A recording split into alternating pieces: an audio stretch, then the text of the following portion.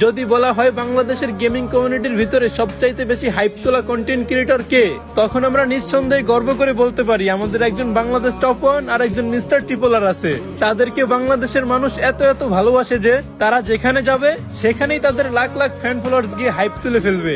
যদি প্রশ্ন করা হয় তোমাদের বাংলাদেশের গেমিং কমিউনিটিতে কোনো ডায়মন্ড কিং আছে, তখন আমরা মুস্কি হেসে উত্তর দেই আমাদের গেমিং কমিউনিটিতে একজন জিসান ভাই ওয়াইটি আর একজন রাহাত এফএফ 71 আছে, যারা কিনা সব সময় লিডার বোর্ডের টপে থাকতে চায়। আর এই লিডার বোর্ডের টপে থাকার জন্য তারা কোটি কোটি ডায়মন্ড ইনভেস্ট করে অনেক বড় বড় রেকর্ড করে পুরো ওয়ার্ল্ডের মানুষকে তাক লাগিয়ে দিয়েছে।